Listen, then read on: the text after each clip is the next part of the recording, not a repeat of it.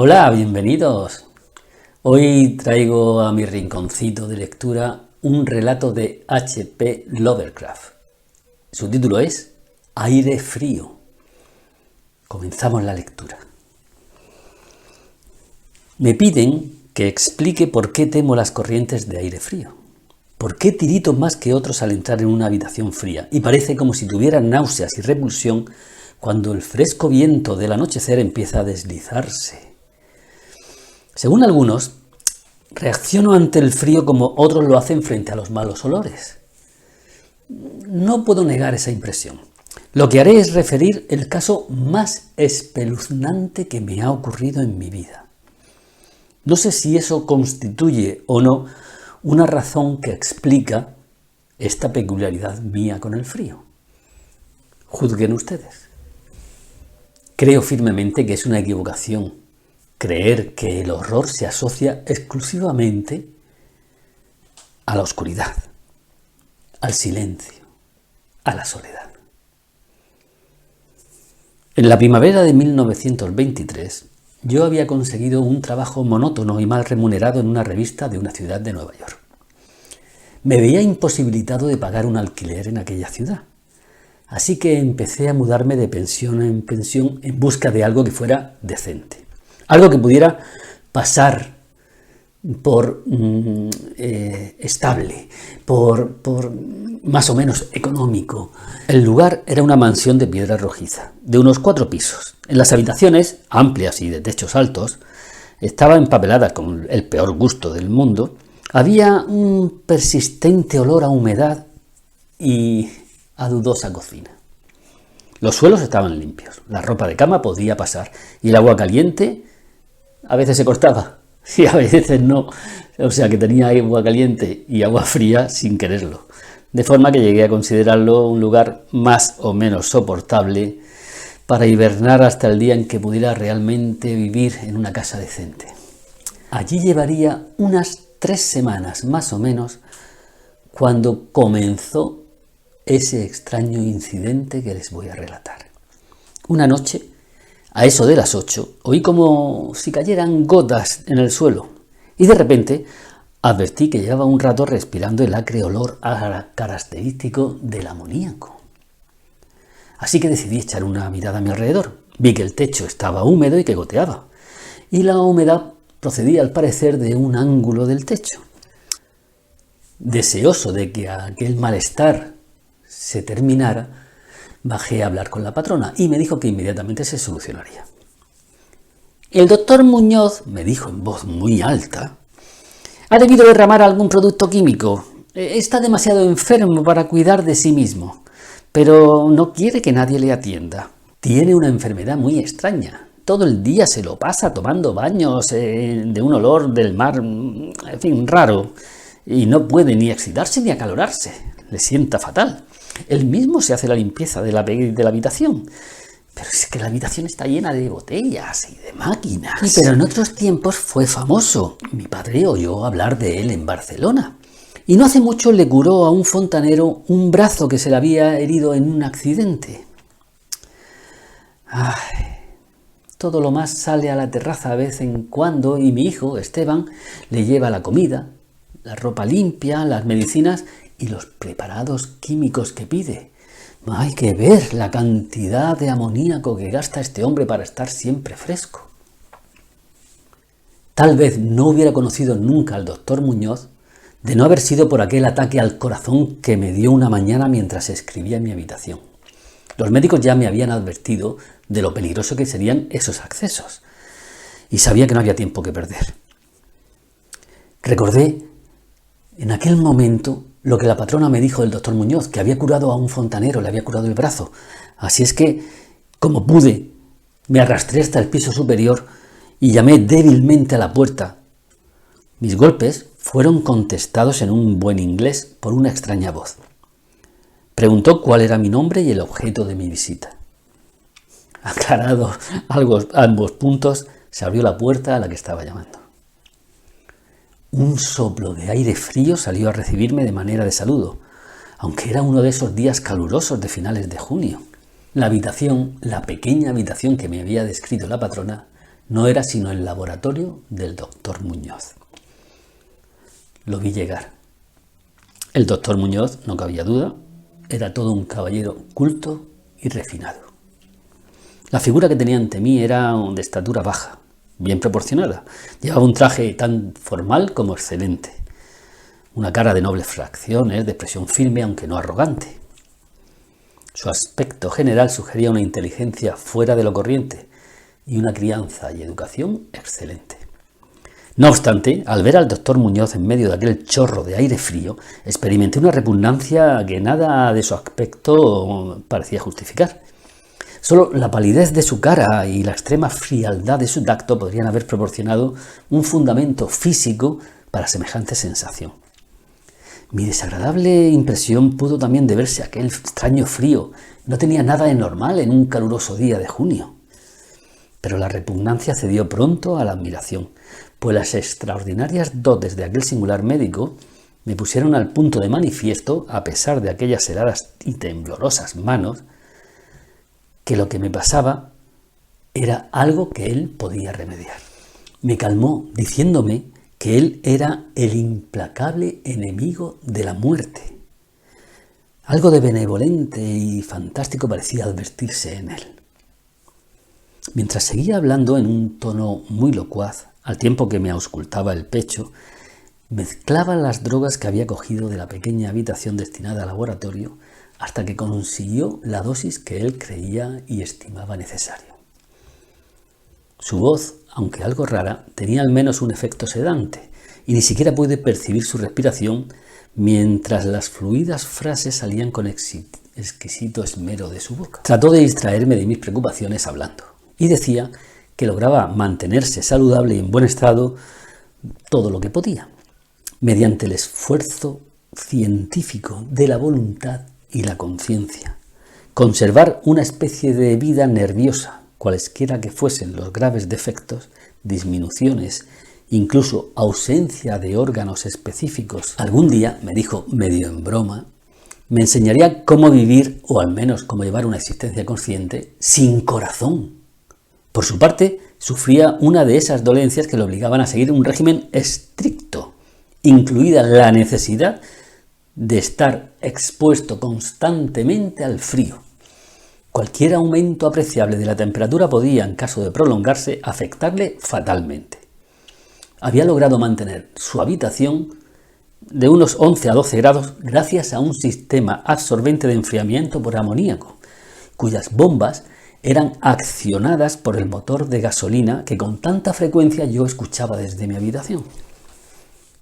Recuperado del ataque en un tiempo extraordinariamente breve, salí de aquel lugar helado convertido en ferviente discípulo y devoto del genial recluso.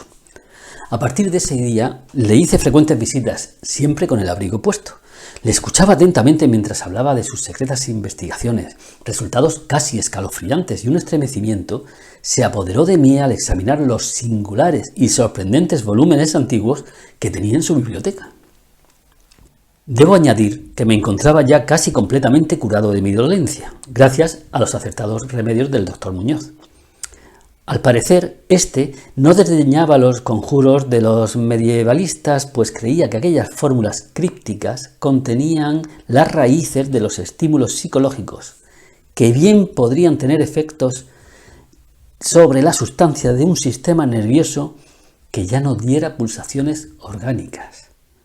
Me impresionó grandemente lo que me contó del anciano doctor Torres, en Valencia, con quien realizó sus primeros experimentos y que le atendió a él en el curso de una gravísima enfermedad que padeció 18 años atrás. De aquello procedían sus actuales trastornos. Al poco tiempo de salvar a su colega, el anciano médico, el doctor Torres, sucumbió víctima de una gran tensión nerviosa a la que se vio sometido, pues el doctor Muñoz me susurró claramente al oído, aunque no con detalle, que los métodos de curación empleados habían sido del todo punto excepcionales. La terapéutica empleada seguramente no era del agrado de los galenos del cuño tradicional y conservador. A medida que transcurrían las semanas, observé con dolor que el aspecto físico de mi amigo iba desmejorándose. Leve pero irreversiblemente, tal como había dicho la señora Herrera, la patrona. Se intensificó el lívido aspecto de su semblante y su voz se hizo más hueca e indistinta. Sus movimientos musculares perdieron coordinación de día en día y su cerebro y voluntad cada vez tenían menos flexibilidad e iniciativa. El doctor Muñoz parecía darse perfecta cuenta de tan lamentable empeoramiento. Poco a poco su expresión y conversación fueron adquiriendo un mal de horrible ironía que me hizo recobrar algo de la indefinida repugnancia que experimenté al conocerle. El doctor Muñoz, con el tiempo, fue adquiriendo extraños caprichos, aficionándose a las especias exóticas y al incienso egipcio, hasta el punto de que su habitación se impregnó de un olor semejante al de la tumba de un faraón. Al mismo tiempo, su necesidad de aire frío fue en aumento, y con mi ayuda amplió los conductores de amoníaco de su habitación y transformó las bombas y sistemas de alimentación de la máquina hasta lograr que la temperatura descendiera a un punto entre 1 y 4 grados, y finalmente incluso a 2 bajo cero.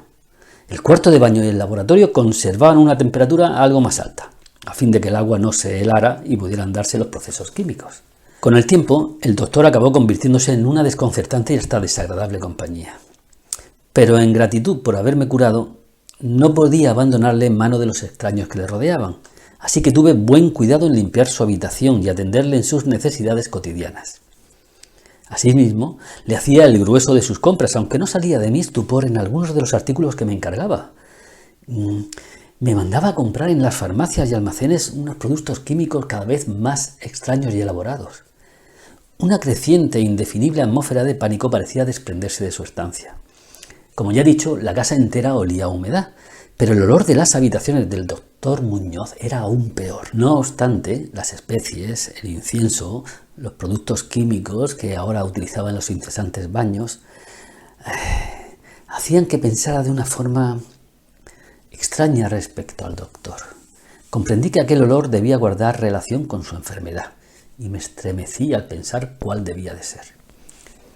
Dejó prácticamente de comer, una costumbre que curiosamente siempre daba una impresión de formalidad en él, y solo la energía que le restaba parecía librarle del colapso definitivo. Un día, a mediados de octubre, sobrevino el horror de horrores de forma pasmosamente repentina. Una noche, a eso de las 11, se rompió la bomba de la máquina de refrigeración, por lo que pasadas 3 horas resultó imposible mantener el enfriamiento del amoníaco. El doctor Muñoz me avisó dando golpes en el suelo, y yo hice lo imposible por reparar la avería mientras mi vecino no cesaba de lanzar imprecaciones en una voz tan exánime y espeluznantemente hueca que excede de toda posible descripción. Mis esfuerzos de aficionado, pero resultaron inútiles, y cuando al cabo de un rato me presenté con un mecánico de un garaje nocturno cercano, comprobamos que nada podía hacerse hasta la mañana siguiente, pues hacía falta sustituir el pistón estropeado. La rabia y el pánico del moribundo ermitaño adquirieron proporciones grotescas, dando la impresión de que fuera a quebrarse con lo que le quedaba de su debilitado estado físico, hasta que en un momento, dando un espasmo, le obligó a llevarse las manos a los ojos, precipitarse hacia el cuarto de baño. Salió de allí a tientas con el rostro fuertemente vendado y ya no volvía a verle más sus ojos. El frío reinante en la estancia empezó a disminuir de forma harto apreciable, y a eso de las 5 de la mañana, el doctor se retiró al cuarto de baño, al tiempo que me encargaba que procurase tener todo el hielo que pudiera conseguir en las tiendas, cafeterías, todo lo que estuviera abierto durante la noche. La tarea de encontrar personal que pudiera montar el pistón parecía interminable, y casi llegué a estar totalmente en cólera como mi ermitaño vecino al ver cómo transcurrían las horas yendo de acá para allá sin aliento, sin ingerir alimento alguno, tras mucho telefonear en vano e ir de un lado a otro en metro, en automóvil, sin conseguir ningún resultado. Serían las 12 cuando, muy lejos del centro, encontré un almacén de repuestos donde tenía lo que buscaba. Y aproximadamente hora y media después llegaba a la pensión con el instrumental necesario y 2 fornidos operarios que me ayudarían a arreglarlo. Había hecho todo lo que estaba en mi mano. Solo me quedaba esperar llegar a tiempo. Sin embargo, un indecible terror me había precedido. La casa estaba totalmente alborotada y por encima del incesante parloteo de las voces pude oír un hombre que rezaba con una profunda voz. Algo diabólico flotaba en el ambiente y los huéspedes pasaban las cuentas de sus rosarios al llegar hasta el olor que salía por debajo de la atrancada puerta del doctor. Tras consultar con la patrona, la señora Herrero, y los obreros que traía, no obstante el miedo que me atenazaba, opiné que mejor sería forzar la puerta. Pero la patrona, en uno de sus múltiples intentos, consiguió el modo de hacer girar la llave desde el exterior, sirviéndose de un artilugio de alambre. Con anterioridad habíamos abierto las puertas del resto de las habitaciones de aquel ala del edificio, y otro tanto hicimos con las ventanas. A continuación, y protegidas nuestras narices con pañuelos, penetramos temblando de miedo en la hedionda habitación del doctor. Una especie de rastro oscuro y viscoso llevaba desde la puerta del cuarto de baño a la puerta del vestíbulo y desde aquí al escritorio, donde se había formado un enorme charco. Encima de la mesa había un trozo de papel garrapateado a lápiz también, por una repulsiva y ciega mano terriblemente manchada, también al parecer por las mismas garras que trazaron apresuradamente las últimas palabras.